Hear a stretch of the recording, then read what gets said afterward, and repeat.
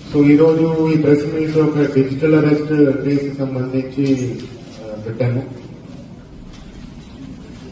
మనకి Kakumanu police station పరిధిలో 7th November రోజున ఒక కేసు రిపోర్ట్ అయింది.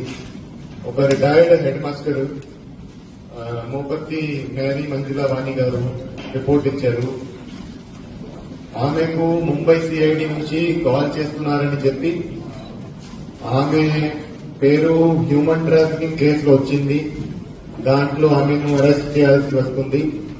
ఆమె డిజిటల్ అరెస్ట్ కింద ఉన్నారని చెప్పి ఆమెను 4 రోజులు డిజిటల్ అరెస్ట్ కింద పెట్టి 5 days డిజిటల్ అరెస్ట్ కింద పెట్టి ఆమె దగ్గర నుంచి 42 lakhs ట్రాన్స్ఫర్ చేయించడం జరిగింది.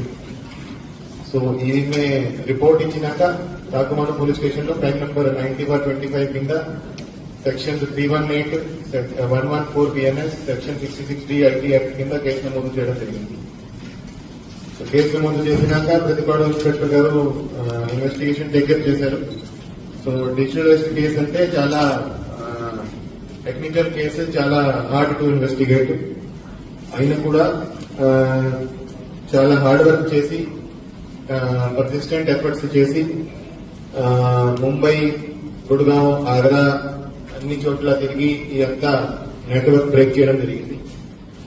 సో ఈ కేసులో ఏదైతే 42 lakhs ఆమె ట్రాన్స్ఫర్ చేశారో దాంట్లో 22 lakhs ఒక అకౌంట్ కి, 20 lakhs ఒక అకౌంట్ కి ట్రాన్స్ఫర్ అయింది.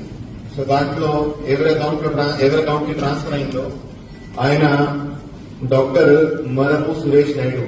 ఆయన వైజాగ్ కి సంబంధించిన ఒక డాక్టర్. ఇంద్రప్రస్థ హాస్పిటల్ ఆయనకి ఉంది. ఆయనకు అక్కడ ఈ హాస్పిటల్ సరిగా నడవడం లేదు. ఆయన ఆర్థిక ఇబ్బందుల్లో ఉన్నారు అండ్ ఆయన బయట మీద కూడా ఉన్నారు. ఈ ఇబ్బందుల వల్ల ఏదో సులభంగా డబ్బు సంపాదిస్తామని ఆశతో ఆయన హాస్పిటల్ కి ఉన్న ఏదైతే కరెంట్ అకౌంట్ ఉందో ఆ కరెంట్ అకౌంట్ ఆయన మ్యూల్ అకౌంట్ కింద ఇవ్వడం జరిగింది. అంటే ఎవరికైతే ఈ కరెంట్ అకౌంట్ ఉంటుందో, ఎవరికైతే ఈ పెద్ద ట్రాన్సాక్షన్స్ చేసే పర్మిషన్ ఉంటుందో దాన్ని మనం కరెంట్ అకౌంట్ అంటాం. ఆ కరెంట్ అకౌంట్ పెద్ద ఫర్మ్స్ కి, కంపెనీస్ కి, హాస్పిటల్స్ కి అలా వాళ్ళకి ఉంటుంది.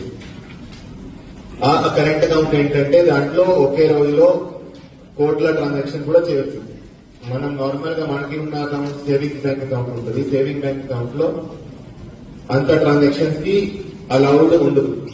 సో ఈ కరెంట్ అకౌంట్ ఎవరికైతే ఉంటుందో ఆ కరెంట్ అకౌంట్